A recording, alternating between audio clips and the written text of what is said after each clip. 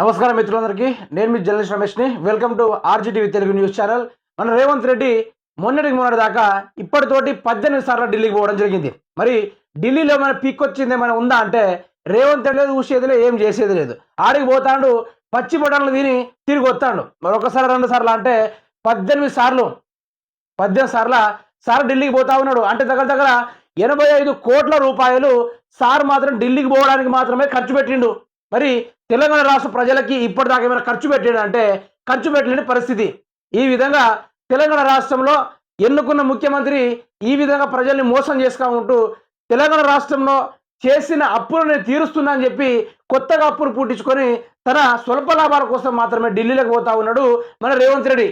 ముచ్చటి మనం చూసుకుంటే 18వ మళ్ళీ ఢిల్లీకి సీఎం 2 రోజుల పర్యటన, అధిష్టానంతో భేటీ, క్యాబినెట్ పిసిసి ఎంపికపై చర్చ, వరంగల్ సభకు రావాలని రాహుల్ గాంధీకి ఆహ్వానం. ఇక రేవంత్ రెడ్డి క్యాబినెట్ పదవుల కోసము, పిసిసి చీఫ్ పదవుల కోసము, దానిపైన డిక్లరేషన్ కోసము రేవంత్ రెడ్డి ఢిల్లీకి పోవడం జరిగింది. అది పోను మన వరంగల్ రాబోయే రోజుల్లో జరిగే మీటింగ్ల వరంగల్ ఎవరిని రమ్మన్నారు? రాహుల్ గాంధీని. తెలంగాణకు వచ్చి మీ ఆశీస్సులు అందరికి ఇచ్చిపోండి, నేను ఎట్లాగో మోసం చేస్తా ఉన్నాను, మీరు కూడా ఇంత చేతుల్లో బాగా మోసపోండి రేవంత్ రెడ్డి ఈ విధంగా చెప్పుకుంటా పోతా ఉన్న దృశ్యాలు మనం చూస్తూ ఉన్నాము. అయితే రాష్ట్రంలో జరుగుతున్న ఒకటా రెండా ఎన్నో మానవహోమాలే కానీ శాంతి భద్రతలు నిలుపుకోకుండా దూరాల ప్రాంతాల్లో తిరుగుతున్నాడు రేవంత్ రెడ్డి.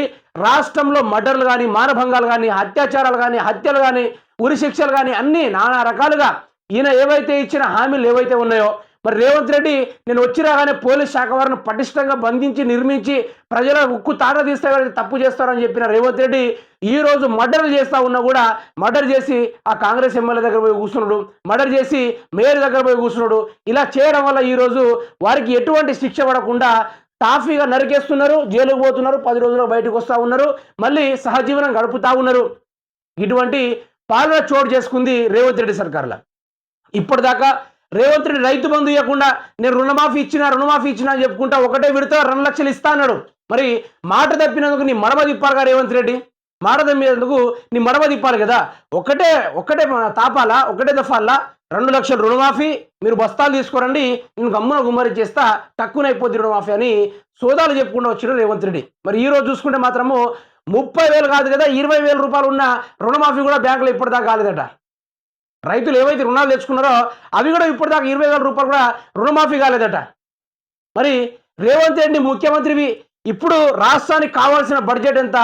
31,000 కోట్ల రూపాయలు తెలంగాణ రాష్ట్రానికి మాఫీ చేయడానికి మాత్రమే కావాలి. మన రేవంత్ రెడ్డి తీసుకొచ్చిన ఎంత పెట్టి ఒకటి దఫా అన్నాడు, 6,038 కోట్లు మాత్రమే రేవంత్ సర్కార్ అయితే రుణమాఫీ చేయడానికి మాత్రమే పన్నాగా పనుకున్నాడు. మరి మిగతా వాటికి ఏం చేసిందంటే మొత్తం చూసుకుంటే మాత్రము 16,000 కోట్ల రూపాయలు, దాంట్లో నుంచి 10,000 కోట్ల రూపాయలు ఓన్లీ పాలాభిషేకాలు ఏవైతే చేస్తారో దానికోసం మాత్రమే రేవంత్ రెడ్డి ఖర్చు పెట్టడం జరిగింది.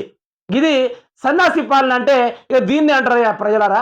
రేవంత్ రెడ్డి చేస్తున్న తిరుగిటు ఉంది. మరి సార్ పరుగు పరుగున ఢిల్లీకి పోవాల్సిన అవసరం వచ్చింది. రేవంత్ రెడ్డి చూస్తేనేమో పొడుగు మాటలు మాట్లాడతాడు, ఈడ చూస్తేనేమో ఇప్పుడు గత సర్కారు ఉన్నప్పుడు మీ అయ్య సొమ్మ, మీ అయ్య జాగిరా అనుకుంటా మాట్లాడిండు. మరి రేవంత్ రెడ్డి ఒక్కసారి ఢిల్లీకి పోవడానికి ఎంత పడుతుందంటే 85 కోట్ల రూపాయలు 18 సార్లు వెళ్ళిపోవడానికి, 18 సార్లు వెళ్ళడానికి 85 కోట్ల రూపాయలు ఖర్చు పెట్టడం జరిగింది. మరి పేదలకు ఇస్తే ఏమైంది? కళ్యాణ లక్ష్మితోటి తులం బంగారం ఇస్తే ఏమైంది? ఆడవాళ్ళకి 20,000 ఇస్తే ఏమైంది? ఫ్రీ బస్సులు క్యాన్సిల్ చేసేసి విద్యార్థులకు ఉద్యోగాలు ఇస్తే ఏమైంది? ఉద్యోగాలు లేని నిరుద్యోగులకు 4,000 రూపాయలు ఇస్తా అంటివి. అది లేదు, ఇది లేదు, దిక్కు లేక దివానం లేక వాళ్ళు రోడ్ల పంటి వాళ్ళు తిరుగుతూ ఉన్నారు, కూలోళ్ళు ఆగమై పొలాల బండ్లు తిరుగుతూ ఉన్నారు, ఫ్రీ బస్సులు ఆగమాగం తిరుగుకుంటా 1,000 కోట్ల రూపాయలు ఆర్టీసీకి అసలే లాసలో ఉందంటే దాన్ని పూర్తి స్థాయిలో గంగారంలో దొక్కడానికి చూస్తూ ఉన్నాడు రేవంత్ రెడ్డి. మరి ఇన్ని 1,000 కోట్ల రూపాయలు ఎవరి కోసం తీసుకొస్తున్నాడు అంటే ఆయన స్వల్ప లాభాల కోసము, ఆయన ఢిల్లీ టూరిజం కోసము.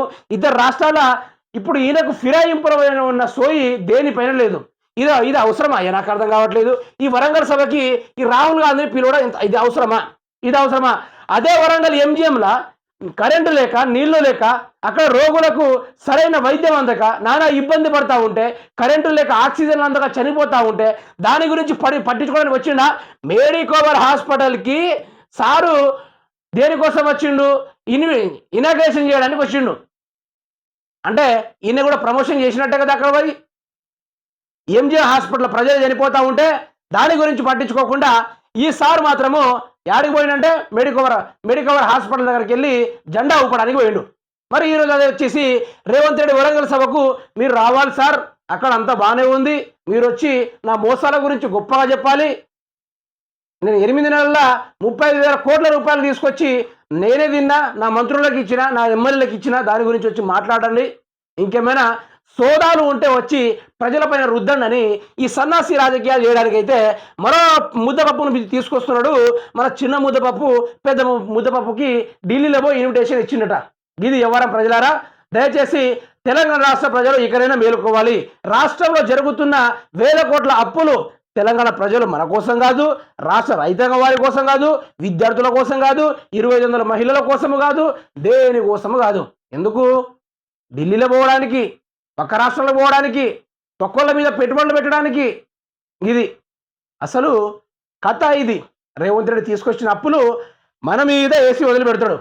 రాష్ట్రాన్ని ముంచడానికే ప్రధానంగా పన్నుకున్నాడు ఈ రేవంత్ రెడ్డి.